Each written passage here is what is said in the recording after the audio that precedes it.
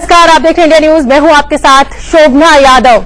Washington में आज साल की सबसे बड़ी मुलाकात होगी। प्रधानमंत्री नरेंद्र मोदी आज पहली बार अमेरिकी राष्ट्रपति डोनाल्ड ट्रंप से मिलने जा रहे हैं। उनकी मुलाकात आज डोनाल्ड ट्रंप से होनी है। व्हाइट हाउस में ट्रंप के साथ मोदी करीब 5 घंटे रहेंगे। व्हाइट हाउस में ट्रंप के साथ सबसे ज्यादा वक्त बिताने वाले मोदी पहले राष्ट्राध्यक्ष होंगे।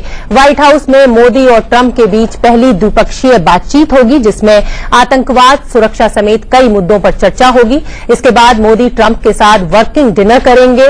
ट्रंप के साथ व्हाइट हाउस में डिनर करने वाले मोदी पहले वर्ल्ड लीडर होंगे। इस मुलाकात पर दुनिया भर की नजरें हैं। मुलाकात के मायनों पर बात करने के लिए हमारे साथ मौजूद हैं पूर्व राजनयिक अशोक सज्जनहार जी और वरिष्ठ पत्रकार एनके सिंह जी। हम बातचीत की शुरुआत करें, पर उससे पहले हम आपको बता दें, प्रधानमंत्री मोदी ने कल वॉशिंगटन में भारतीय समुदाय के लोगों को संबोधित किया, जिसमें उन्होंने सर्जिकल स्ट्राइक के बहाने पाकिस्तान पर सीधा प्रहार किया। सबसे पहले सुनिए कि मोदी ने अपने भाषण में क्या कहा।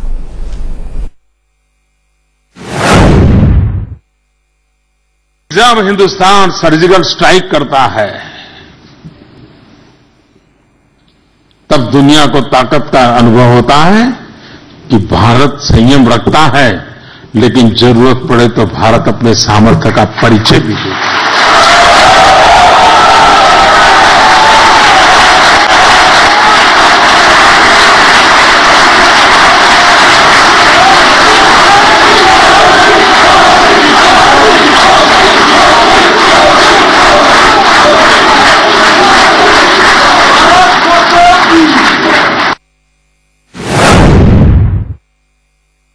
हम ग्लोबल ऑर्डर को तहस नहस कर करके अपना डंडा जमाने वाले देश नहीं है।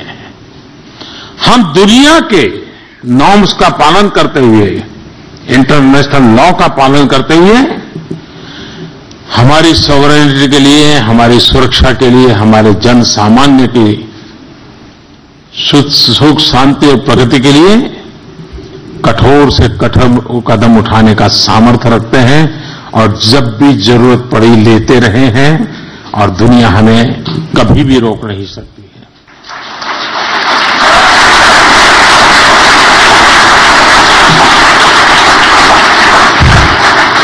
सर्जिकल स्ट्राइक एक ऐसी घटना थी,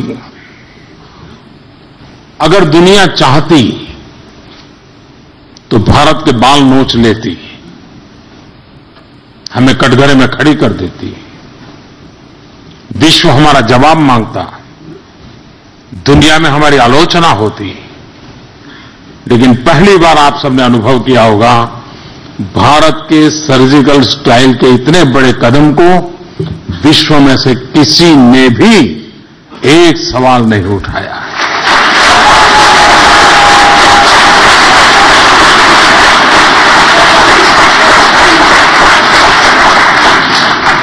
जिनको भुगतना पड़ा उनकी बात अलग है।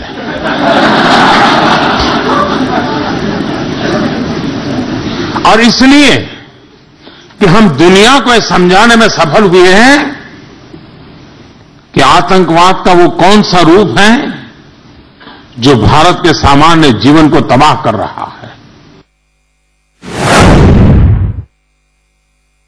आज विश्व आतंकवाद से परेशान है। ये आतंकवाद मानव जात के ऊपर दुश्मन है। विश्व के कई देश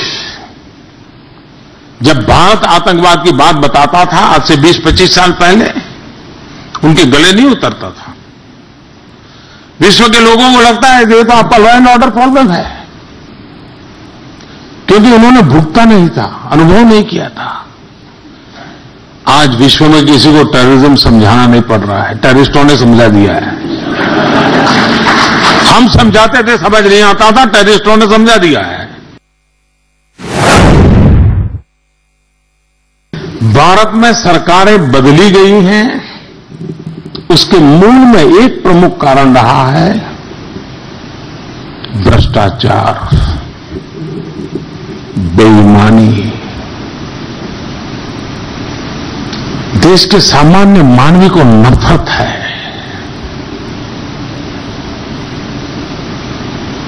कि क्या मतलब है? मैं आज सर झुका करके बड़ी नम्रता से ये कहना चाहूंगा कि इस सरकार ने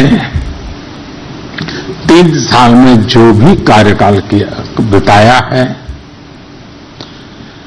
अब तक इस सरकार पर एक भी दाग नहीं लगा है।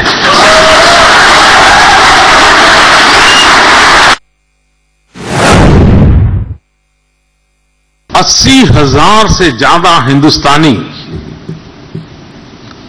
दुनिया के किसी भी देश में कहीं न कहीं संकट में फंसे तो प्रोएक्टिव होकर के भारत सरकार उनको सही सलामत ले आई और अपने घरों में उनको वापस ले गई। अभी आपने देखा होगा, भारत की एक बच्ची मलेशिया में गई थी, किसी के परिचय में आई, भारत से पाकिस्तान चली गई, बहुत सपने लेकर के गई थी, लेकिन वहां की उसकी जिंदगी बर्बाद हो गई। मुसलमान बच्ची थी, उसको लगा पाकिस्तान जाऊंगी मेरी जिंदगी बहुत खुश हो जाएगी, फंस गई। तब उसने मन में तय किया कि मैं मौका देखते ही पाकिस्तान के अंदर जो हिंदुस्तान की एम्बेसी है वहां पहुंच जाऊंगी, मेरी जिंदगी सुरक्षित हो जाएगी। और उसने कैसे भी करके हिंदुस्तान की एम्बेसी की पहुंची, आज वो भारत लौट करके आई और हमारी सुषमा जी इसको लेने। सोशल मीडिया आजकल बहुत बड़ी ताकत रखता है। मैं भी सोशल मीडिया से काफी जुड़ा हुआ हूं। आप लोग भी नरेंद्र मोदी ऐप बराबर देखते रहते होंगे, नहीं देखते होंगे तो डाउनलोड कर लीजिए।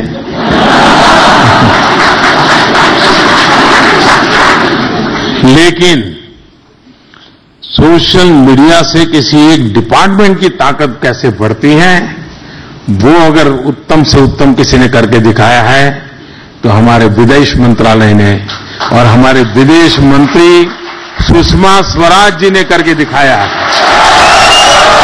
विदेश मंत्रालय रात को 2 बजे भी किसी पीड़ित ने दुनिया के किसी देश में ट्वीट किया हो, 15 मिनट में सुषमा जी का ट्वीट पे जवाब जाता है। 24 घंटे में सरकार एक्शन लेती है और परिणाम लाके रहते हैं। ये है गुड गवर्नेंस, ये है प्रो पीपल गवर्नेंस, ये है एक सेंटिमेंट।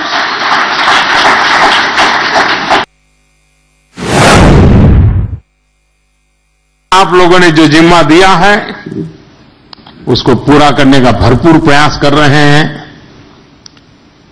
3 साल बेमिसाल रहे हैं और आने वाला हर पल देश को नई ऊंचाइयों पर ले जाने के लिए खपाते रहेंगे।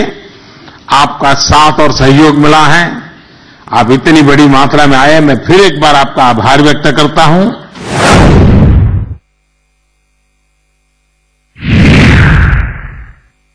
प्रधानमंत्री नरेंद्र मोदी उन लोगों से मिलना चाहते थे और ग्रुप फोटो खिंचवाना चाहते थे जिन्होंने अब तक अमेरिका में उनके कार्यक्रम ऑर्गेनाइज किए हैं। प्रधानमंत्री मोदी ने यहां एक लंबा भाषण भी दिया जिसमें जब सर्जिकल स्ट्राइक की बात आई तो सबसे ज्यादा तालियां बजी और साथ ही साथ विदेश मंत्रालय के कामों का जिक्र भी उन्होंने किया। उनकी स्पीच के बाद ऐसा लगा कि मानो 2019 के लिए पृष्ठभूमि उन्होंने तैयार करना शुरू कर दी है। कैमरामैन अंकुर खंडेलवाल के साथ Deepak Chaurasia, Washington, India news.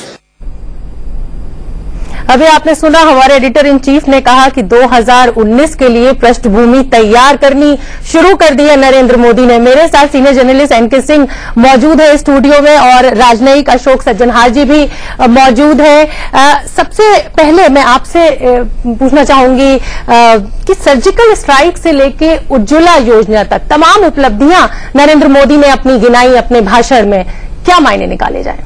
देखिए, बहुत सीधी सी बात है कि ये डोमेस्टिक ऑडियंस के लिए था। और कई बार मोदी जी जब फॉरेन सॉइल पे कुछ कहते हैं तो वो इंट्रिंसिकली फॉरेन सॉइल के लोग जो भारत के गए हैं उनके लिए नहीं होता है, वो भारत के ऑडियंस के लिए होता है, और वैलिडली सो। बहुत एक वाजिब चीज है कि जो ये उपलब्धियां हैं इनके, जैसे कि सर्जिकल स्ट्राइक है, ये बात सही है कि एक सॉवरेन टेरिटरी में आप घुस जाते हैं और इसको बाकायदा ऐलान करते हैं कि हाँ हम घुसे थे, 22 आदमियों को मार के आ रहे हैं। इसके बाद भी अगर इंटरनेशनल कम्युनिटी में नाराजगी नहीं होती है तो वो इसलिए कि पाकिस्तान के कैरेक्टर को पूरा वर्ल्ड जान चुका है, भारत उसमें सफल रहा है ये बताने में।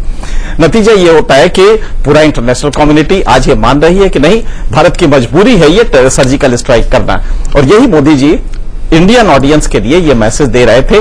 उसके साथ आपने देखा करप्शन की भी बात कही। करप्शन, ये फॉरेन सॉइल पे करप्शन का कोई मतलब नहीं था, लेकिन उन्होंने करप्शन फ्री कैसा है ये देश कि 3 साल से आज तक एक भी कोई आरोप नहीं लगा, ये बात चूंकि इंडियन ऑडियंस को बतानी थी इसलिए उन्होंने कहा, वरना फाइल एनआरआईज के लिए इसका कोई मतलब नहीं था।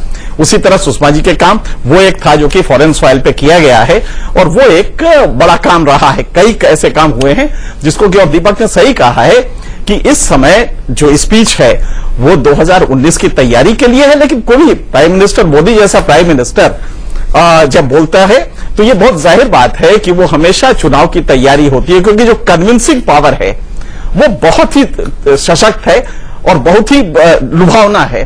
तो ये देख रही हैं आप, चारों मुद्दे जो थे मुझे लगता है कि ये बेस्ट मुद्दे हैं जो कि गवर्नमेंट लेके जाएगी जो 2019 के चुनाव में भी, और यही मुद्दे मुझे लगता है कि इस समय भी फोकल थीम होगा एनआरआईज के लिए।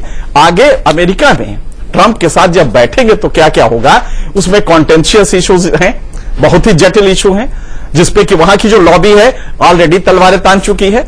जैसे मान लीजिए स्टैंड का रेगुलेशन हम कर रहे हैं, हमारी हम सॉवरेन कंट्री हैं, लेकिन वहां की लॉबी कह रही है कि साहब ये भारत स्टैंड के प्राइस क्यों कम कर रहा है, क्यों रेगुलेट कर रहा है। अब ये दबाव बहुत ही मतलब गैर मुनासिब है, लेकिन वहां की लॉबी ये कर रही है। जो मैन्युफैक्चरर्स हैं हॉस्पिटल इक्विपमेंट के, उन्होंने शुरू किया है। उसी तरह ट्रेड बैलेंस को लेकर है कि ट्रेड बैलेंस तो नहीं, हमारा $31 बिलियन का वो है, गैप है दोनों के बीच में, लेकिन हकीकत यह है कि ट्रेड बैलेंस की तरह एक लॉबी है जो कि प्रेशराइज कर रही है कि आप इसे बैलेंस ना करें, लेकिन कम से कम फेयर ट्रेड तो अमेरिका के साथ करें। बिल्कुल बिल्कुल, हम ये चर्चा जारी रखेंगे। और हम बता दें कि मोदी ट्रंप के बीच मुलाकात पर दुनिया की नजरें टिकी हुई हैं। हमारे editor in chief Deepak Chaurasia White house के बाहर से बता रहे हैं कि दुनिया के इन दो दिग्गजों के बीच किन किन मुद्दों पर बातचीत होगी आज।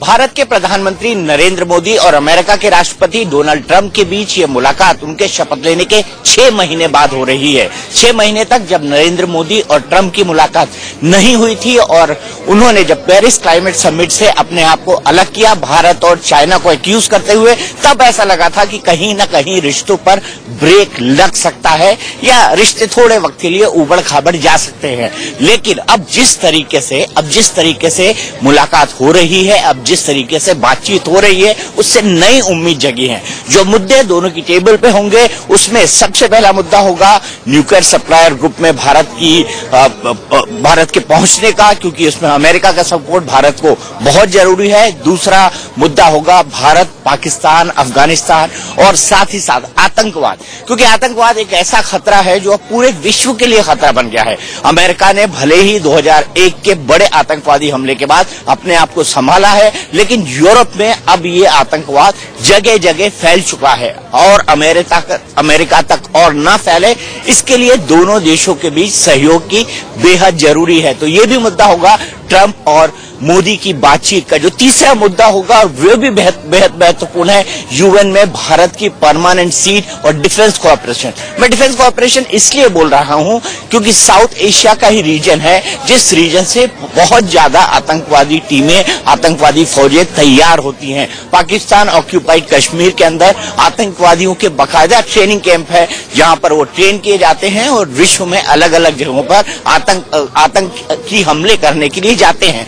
तो इस लिहाज से डिफेंस कोऑपरेशन भी बहुत महत्वपूर्ण होगा, क्योंकि डिफेंस कोऑपरेशन प्रिवेंटिव कोऑपरेशन हो सकता है और वो आतंकवाद का खात्मा करने के लिए एक अभियान की तरह शुरू किया जा सकता है अगर भारत से डिफेंस कोऑपरेशन अमेरिका बढ़ाता है। पिछले दिनों में लिबरलाइजेशन के बाद भारत और अमेरिका बहुत करीब आ गए। परंपरागत पार्टनर रशिया को देखा जाए, जो भारत के साथ हुआ करता था, उसके बावजूद भी जिस तरह से अमेरिका का वर्चस्व दुनिया में कायम हुआ, उसी तरह भारत ने भी अमेरिका की तरफ झुकना पसंद किया। और अब जो दिखाई दे रहा है, उसके बाद भारत और अमेरिका बराक ओबामा के टाइम में दोनों के बीच बेहद दोस्ताना और याराना किस्म के संबंध बन चुके थे। अब इन 2 दिनों की बातचीत में वॉशिंगटन के अंदर दोनों नेता अपने रिश्तों में जमी बर्फ, ट्रंप के पुराने बयानों को देखते हुए, ट्रंप के सोच और नजरियों को देखते हुए कितनी गला पाते हैं या बर्फ कितनी पिघला पाते हैं, ये देखने वाली बात होगी। क्योंकि जरूरी है कि ट्रंप और मोदी एक दूसरे को समझे। अगर एक दूसरे को नहीं समझेंगे तो फिर चीजें मुश्किल हो जाएंगी, भारत के लिए भी और अमेरिका के लिए भी। और अमेरिका मेरे ख्याल से ये नहीं भूलेगा कि भारत से बड़ा कंज्यूमर बेस दुनिया में कहीं नहीं है, तो उसको अपना प्रोडक्ट अगर बेचना है तो भारतीय लोगों के पास जाना ही होगा, और भारत का बाजार उनके लिए खुला पड़ा है। तो कई सारी उम्मीद भरी बातें हैं जो इस बैठक के अंदर होने वाली है, और हमें इंतजार रहेगा कि प्रधानमंत्री मोदी और राष्ट्रपति ट्रंप यहां से क्या सिग्नल देते हैं अपनी पहली मुलाकात के बाद। कैमरामैन अंकुर खंडेलवाल के साथ Deepak Chaurasia, White House, India News. तो साल की सबसे बड़ी चर्चा पर, सबसे बड़ी मुलाकात पर हमारी भी नजर रहेगी। हमारे साथ 2 गेस्ट स्टूडियो में मौजूद हैं। हमारी चर्चा लगातार जारी है। फिलहाल हमें रुकना होगा एक छोटे से ब्रेक के लिए, फौरन। तो ब्रेक पर जाने से पहले इस महामुलाकात पर हमारी चर्चा जारी थी। हमारे साथ स्टूडियो में 2 गेस्ट मौजूद हैं। पूर्व राजनयिक अशोक सज्जन हारजी हमारे साथ मौजूद हैं और senior journalist N K Singh ji हमारे साथ मौजूद हैं। अशोक जी, सबसे पहले मैं आपसे जानना चाहूंगी कि मोदी का ये दौरा कूटनीतिक नजरिए से कितना अहम माना जाए? बहुत ही अहम है, क्योंकि देखिए, अगर पिछले कुछ सालों से हम शुरुआत तो कर सकते हैं 2000 से, जो जब हमारे रिश्ते संबंध अमेरिका के साथ अच्छे होने शुरुआत हुए, बेहतर हुए, और उससे 2005 में जॉर्ज बुश के समय में ये बहुत ही आगे चले गए। US India nuclear deal sign हुआ, 2008 में एनएसजी में उसका अप्रूवल हुआ, तो बिल्कुल चरम सीमा पर पहुंच गए। और 2010 में जब यहां पर पूर्व राष्ट्रपति बराक ओबामा आए थे, उन्होंने कहा था जो ये भारत और अमेरिका की जो मैत्री है, ये डिफाइनिंग पार्टनरशिप होगी 21st सेंचुरी की। मैं कहूंगा जो 2010 से लेकर 2014 तक हमारे रिश्तों में इतनी बढ़ोतरी नहीं हुई, परंतु 2014 में जब से मोदी जी की सरकार आई है, पिछले 3 साल में बहुत ही तेजी से हम अग्रसर हुए हैं। अब हम देखते हैं जो एक नए राष्ट्रपति आए हैं वहां के व्हाइट हाउस में, और कुछ कहा गया है जो वो अनसर्टन है, अनप्रिडिक्टेबल है, थोड़ा मर्कूरियल है, फिकल है, कुछ इतना अनिश्चितता है उनके बारे में, और फिर अपनी जो पोजीशंस हैं उसको भी वो बहुत फेर बदलाव करते रहते हैं, बहुत जल्दी फेर बदलाव करते हैं। तो इस वजह से थोड़ी सी आशंका है जो कैसे अगर जो हमारे रिश्ते 2000 से लेकर 2017 तक इतनी तेजी से आगे बढ़े हैं, क्या अगले सालों में भी ये इतनी ही तेजी से आगे बढ़ेंगे या नहीं। और इसमें थोड़ी सी आशंका ये भी हो गई जब 1 जून को राष्ट्रपति ट्रंप ने कहा जो भारत चाहता है, जो उसको बिलियंस ऑफ डॉलर्स चाहिए अगर वो पेरिस क्लाइमेट एग्रीमेंट के साथ अपने वो जो भी कमिटमेंट्स है उसको पूरा करे, तो उससे थोड़ी सी लोगों के दिल में, दिमाग में ऐसी आशंका आ गई। पर मैं काफी आश्वस्त हूं, क्योंकि अगर देखा जाए जो जब कैंपेनिंग हो रही थी तब इन्होंने हमेशा बड़ी अच्छी बातें कही भारत के बारे में और मोदी जी के बारे में। अभी जो उन्होंने ट्वीट किया है, उन्होंने कहा है जो मेरा अपने ट्रू फ्रेंड्स से मैं बात करूंगा, और पहला ये डिनर है वहां पर, दोनों नेता पहली बार मुलाकात करेंगे। बहुत अहम मुलाकात हो सकती है। बिल्कुल, ये चर्चा हमारी लगातार जारी है, बट यहां पर हमें रुकना होगा एक छोटे से ब्रेक के लिए। फौरन हाजिर हो रहे, कहीं मत जाइए, देखते रहिए इंडिया न्यूज। आज महामुलाकात होनी है नरेंद्र मोदी और ट्रंप की, इस पर हमारी चर्चा लगातार जारी है। हमारे साथ स्टूडियो में 2 गेस्ट मौजूद हैं। Senior journalist N K Singh ji मौजूद हैं और पूर्व राजनयिक अशोक जी हमारे साथ मौजूद हैं। इंडिया न्यूज पर लगातार ये महाकवरेज जारी है। आज होने वाली मोदी और ट्रंप की मुलाकात पर चर्चा के लिए हमारे साथ स्टूडियो में गेस्ट मौजूद है, ये हमने आपको बताया ही। अशोक जी, में सबसे पहले दीपक चौरसिया हमारे एडिटर इन चीफ हैं, वो वहां पर मौजूद हैं और महाकवरेज लगातार जारी है। पहले हम उनकी एक रिपोर्ट दिखाते हैं।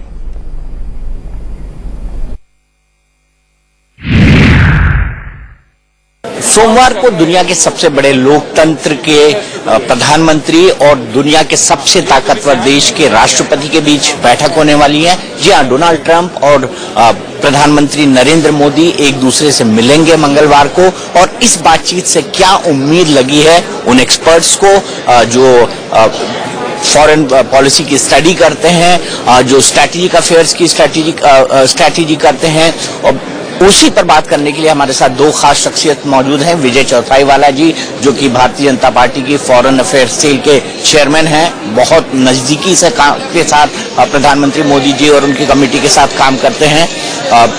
तन्वी मदान मेरे साथ हैं। तन्वी यूएस इंडिया के मामलों की जानकार हैं, यहाँ पर रिसर्च कर रही हैं ब्रुकिंग्स इंस्टीट्यूट में, अगर मैं गलत नहीं हूं। तो सबसे पहले विजय जी आपसे क्या उम्मीद रखे भारत, क्योंकि भारत की प्रधानमंत्री जब भी आते हैं, जहां भी जाते हैं, उम्मीद बढ़ जाती है, और ट्रंप से भी ऐसी ही उम्मीद हम करें कि जो H1 वीजा वाला इशू है वो सॉल्व होगा, और जो टेररिज्म भारत के अंदर है उसको खत्म करने में क्या पूरी तरह से वो सहयोग देंगे? ऐसा है, सभी इशू एक साथ एड्रेस नहीं किए जा सकते और वो सबका समाधान एक मीटिंग में होगा, ये भी ठीक नहीं है।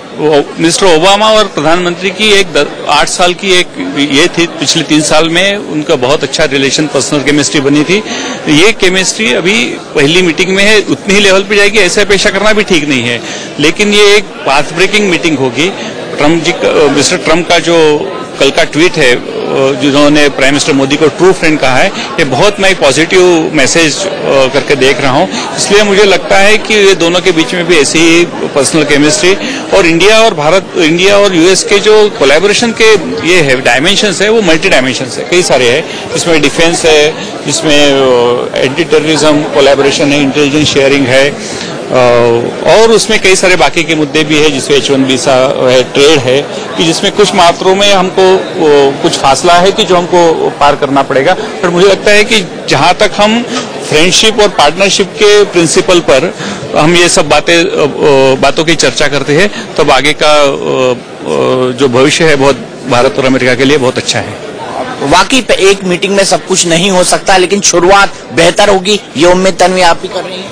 देखा जाएगा। इस राष्ट्रपति के साथ कुछ पता नहीं होता, पर जो सिग्नल्स है वो होपफुल हैं, वो ऑप्टिमिस्टिक हैं, क्योंकि राष्ट्रपति ट्रंप इंडिया को जानते हैं। वो इंडिया गए हुए हैं, मुंबई विजिट उन्होंने की थी मेरे ख्याल से 2014 में, और उन्होंने उनकी जो पर्सनल एटीट्यूड है, अब हाँ क्रिटिसिज्म्स हुई हैं क्लाइमेट चेंज के, पर देखा जाएगा तो इतनी भी क्रिटिसिज्म उन्होंने नहीं की। उनकी जनरल व्यू काफी पॉजिटिव है इंडिया की, उनकी एक्सपीरियंस, जो उनकी बिजनेस एक्सपीरियंस, और पॉलिटिकली भी वो रियलाइज करते हैं कि यहाँ की जो कम्युनिटी है वो पॉलिटिकली वेरी एक्टिव है। उनकी जो फंड रेजिंग है वो भी इंडियन अमेरिकन ने की है।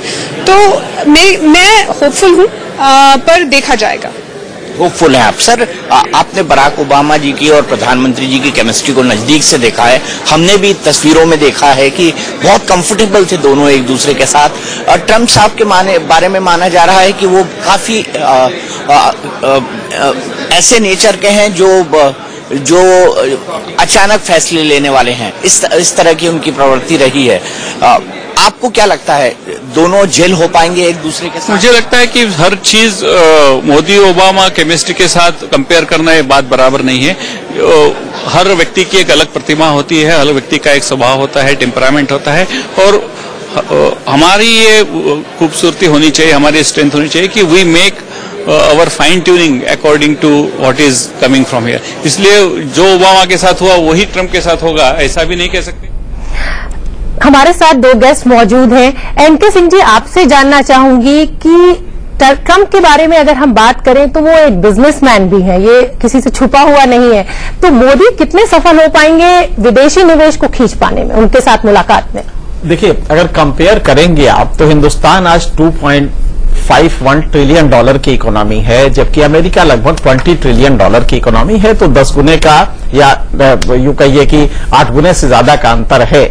लेकिन एक जमाना होता जब हम याचक होते थे और वो दाता होते थे। बिल्कुल। आज वो काफी बदल गया है। 2.51 ट्रिलियन डॉलर की इकोनॉमी कोई छोटी मोटी इकोनॉमी नहीं होती है, और एक बहुत बड़ा, जैसा दीपक ने कहा, कंज्यूमर मार्केट है इंडिया। लिहाजा हम इक्वल लेवल पे बात करते हैं अब कॉन्टेंशियस इश्यूज है। ये देखेंगे आप, पहली बार डिपार्चर हो रहा है, कितने सतर्क है दोनों, कि पहली बार ये तय किया गया है कि ज्वाइंट स्टेटमेंट के बाद कोई भी प्रेस ब्रीफिंग मतलब कि क्वेश्चंस नहीं दिए जाएंगे। इसका सीधा मतलब है कि जानते हैं वो कि जो कॉन्टेंशियस इशू है उस पर क्वेश्चंस आएंगे, उस पर America at variance with India होगा, दोनों के बीच में नाइतफाकी होगी, ये दोनों को मालूम है। लिहाजा कोशिश ये कर रहे हैं कि जो कॉमन इश्यूज हैं जिसपे कि एक कॉन्सेंसस डेवलप हो सकता है, दोनों के बीच में एक सहमत डेवलप हो सकती है, उनको लिया जाए और उन्हीं को फोकस किया जाए। मुझे लगता है कि ट्रेड वाला जो एरिया है वो सबसे ज्यादा इंपॉर्टेंट होगा। उसके बाद जो आप डिफेंस परचेजेस हैं वो होगा। जैसे यूएवी वो दे रहे हैं हमें, हम यूएससीवी चाहते हैं जिसमें जो कि कॉम्बैट कैपेबिलिटी भी रखता हो, वो शायद वो अभी इस स्टेज में देना नहीं चाहते हैं। लेकिन अगर वो नहीं देते हैं तो मुझे मालूम है कि इजराइल वो दे रहा है, इजराइल से हमें मिल रहा है, तो इसलिए कोई कंटेंशियस इस तरह का नहीं होगा कि हमें टूटने पड़े संबंध। लेकिन हम बहुत एक्सपेक्टेशन लेकिन एक ऐसी कंट्री जो पहली बार नारा दे रही है बाई अमेरिकन हायर अमेरिकन, और यही मेरा भी नारा है कि आप भारत में आके सामान बनाएं, तो इसलिए कहीं ना कहीं दोनों के इंटरेस्ट क्लैश तो करेंगे ही। फार्मास्यूटिकल इंडस्ट्री में जैसे बहुत स्ट्रांग लॉबी है आर्म्स की और फार्मास्यूटिकल इंडस्ट्री की, अमेरिका में पूरा का पूरा सीनेट उससे इन्फ्लुएंस होता है। ऐसे में जो कॉन्टेंशियस इश्यूज है उसको किनारे कर दें तो ये बात बिल्कुल सही है कि उनको भी सामान बेचना है, मुझे सामान खरीदना है, और खास करके स्ट्रेटेजिक जो वो है वार के इक्विपमेंट है वो हमें खरीदना है, उसकी जरूरत बहुत बड़ी है। जैसे यूएवी है, ये हमारा फोर्स मल्टीप्लायर होता है। अगर अमेरिका हमें दे रहा है तो जाहिर है कि हमारे लिए कैपेबिलिटी हमारी काफी बढ़ जाएगी। तो मेरे ख्याल से सहमति जब आप लौट के देखेंगी इस यात्रा के बाद तो कुछ गेन हमने किया है जो कि बहुत ही टेंजिबल और बहुत ही पावरफुल है, कुछ हमने लूज किया है, वो रहेगा। बिल्कुल। चलिए, ये तो बिजनेस गेम की बात हो गई। अशोक जी, अगर आपसे बात करें तो आतंकवाद बहुत बड़ा मुद्दा है और जो हालिया जो कश्मीर में हालात है वो बहुत बड़ा मुद्दा है। पाकिस्तान की इस मुलाकात के बाद कितनी कमर टूटेगी और कितना डरेगा पाकिस्तान भारत से? देखिए, अगर शुक्रिया शोभना, अगर आप मुझे इजाजत दें मैं एक दो शब्द कहना चाहूंगा। बिल्कुल, बिल्कुल। जो आपने वो बातचीत कर रहे थे जो दोनों के व्यावसायिक और व्यापारिक संबंधों के बारे में। देखिए, आज जो प्रधानमंत्री मोदी जी ने एक लेख लिखा है वहां पर वॉल स्ट्रीट जर्नल में, और उन्होंने, और ये इसके बारे में ये पहले भी कहते आए हैं, जो दोनों भारत और अमेरिका के जो रिश्ते हैं वो विन विन सिचुएशन है। यानी कि जो हमारे भारत का वहां पर निवेश होता है उससे वहां पर जॉब्स क्रिएट होते हैं, वहां पर नौकरियां बनती हैं। और मैंने स्वयं देखा है जब मैं वहां पर था 2000-2005 के आसपास में, वहां पर बहुत सारी ऐसी सिक इंडस्ट्रीज हैं। उन्होंने बताया फार्मास्यूटिकल और टेक्सटाइल, बहुत सारी ऐसी थी, और इसमें भारतीय निवेशकों ने वहां पर पैसा लाए और उनको फिर से रिवाइव किया। और वही उन्होंने लेख में भी लिखा है जो रस्ट बेल्ट में जहां पर की राष्ट्रपति ट्रंप का सबसे ज्यादा सपोर्ट है वहां भी इंडियन इन्वेस्टमेंट गया है और वहां भी उन्होंने जॉब्स क्रिएट किए हैं। तो मेरे ख्याल से ठीक है, थोड़ा बहुत इसमें ये आ सकता है जो हमारी कंटेंशियस कंट्रोवर्शियल चीजें हों, परंतु फोकस रहेगा जो हमारे निवेश को वहां से वो ज्यादा जॉब्स मिलते हैं। हमारी कंपनीज ने अभी कहा है, जैसे इन्फोसिस ने भी कहा है, जो हम 10,000 और जॉब्स वहां पर क्रिएट करेंगे। और भी हमारी कंपनीज कह रही हैं जो हम वहां की जो यूनिवर्सिटीज हैं वहां से हम और ज्यादा इनको जो भी वहां के ग्रेजुएट्स हैं उनको हम लेंगे, तो जॉब क्रिएशन भी वहां पर होगी। और मेरे ख्याल से फोकस रहेगा विन विन, जो हमारे जो दोनों ताल्लुकात हैं जितने सुदृढ़ होंगे, जितने मजबूत होंगे, वो दोनों देशों के फायदे के लिए होंगे। अब आतंकवाद के ऊपर अगर हम आते हैं तो मेरे विचार से यकीनन उसके ऊपर पाकिस्तान के ऊपर दबाव रहेगा, क्योंकि वहां भी जानते हैं, देखिए जो राष्ट्रपति ट्रंप की एडमिनिस्ट्रेशन में है, चाहे वो उनके सेक्रेटरी डिफेंस हो, चाहे उनके नेशनल सिक्योरिटी एडवाइजर हो, चाहे उनके सेक्रेटरी होमलैंड सिक्योरिटी हो, सभी वहां पर अफगानिस्तान में उन्होंने काम किया है और उन्होंने देखा है जो पाकिस्तान की तरफ से जो आतंकवाद आता है उसमें अमेरिकी सैनिक मारे गए हैं। तो वो यकीनन ये प्रयास करेंगे जो इसका शिकंजा उनके ऊपर जकड़ा जाए, परंतु ये सोचना कि उनके रिश्ते एकदम अलग थलग हो जाएंगे, ये हमको नहीं सोचना चाहिए, क्योंकि हमें बहुत उत्साहित नहीं होना चाहिए, उम्मीद जरूर करनी चाहिए पर अति उत्साहित नहीं होना चाहिए। और यहां पर हमें रुकना होगा एक छोटे से ब्रेक के लिए, कहीं मत जाइए, ये महाचर्चा जारी है महामुलाकात पर। हमारे साथ स्टूडियो में 2 मेहमान मौजूद हैं और हमारी महाचर्चा लगातार जारी है। सबसे पहले एनके सिंह जी आपके पास आऊंगी और समय बहुत कम है, तो 30 सेकंड में मैं चाहूंगी कि आप कंक्लूड कर दें और बताएं कि हमें क्या उम्मीद रखनी चाहिए जो मुलाकात आज होने जा रही है। देखिए, उस चैनल से, डिप्लोमेटिक यूएस चैनल से एक चीज आई है, no frills, no thrills, no spills, और यही उस पूरे को टाइपिफाई करता है कि बहुत ज्यादा ऑप्टिमिस्टिक होकर हम देखेंगे तो नहीं होगा, कोई फ्रिल्स नहीं होंगे, थ्रिल भी नहीं होगा, और स्पिल मतलब कोई बाहर लीक भी नहीं होगा। तो सीधी सी बात है कि इसको हम इस तरह देख सकते हैं कि हमारे लिए पॉजिटिव रहेगा। ये अमेरिका की मजबूरी है और हमारे लिए कुछ चीजें छोड़नी पड़ेगी, इग्नोर करना पड़ेगा इश्यू को जो कॉन्टेंशियस है, ये भी रहेगा। इसलिए हम बहुत ज्यादा हाइप करके इसको ना देखें, लेकिन जो भी होगा अमेरिका के साथ हमारे रिलेशन तो वो हमारे फेवर में ही रहेंगे। बिल्कुल। अशोक जी, आप कैसे देखते हैं इस मुलाकात को? सामरिक दृष्टि से हमें समझाइए। देखिए, पहली मुलाकात है, दोनों नेता ये प्रयास करेंगे जो उन दोनों के बीच में कंफर्ट लेवल बने और बड़ा अच्छा रैपोर्ट बने, बड़ा अच्छा केमिस्ट्री बने, जिससे कि आगे के रिश्ते तेजी से जा सकें। फोकस होगा पॉजिटिव्स पर, जो क्या हम लोग साथ मिलकर कर सकते हैं, चाहे सामरिक दृष्टि से, चाहे व्यापार की दृष्टि में पोटेंशियल क्या है, इसको आगे क्या ले जाएंगे। 2 चीजें कहूंगा, एक ट्रांजैक्शनल कहा गया है राष्ट्रपति ट्रंप को, जो भाई जो देखते हैं इसमें मेरे लिए क्या है, तो यकीनन डिफेंस के ऊपर कुछ अग्रीमेंट्स होंगी, कुछ अनाउंसमेंट्स होंगी। उसके अलावा, ट्रांजैक्शनल के अलावा सामरिक पर भी चीन के साथ कैसे हम मिलकर काम कर सकते हैं, अफगानिस्तान, पाकिस्तान और आतंकवाद के साथ क्या कर सकते हैं, ये मेरे विचार से इसका आगे ले जाने के लिए हम ये बहुत बहुत धन्यवाद आप दोनों ही मेहमानों का हमसे इस चर्चा में जुड़ने के लिए। और फिलहाल यहां हमें रुकना होगा एक छोटे से ब्रेक के लिए, फौरन हाजिर होते हैं।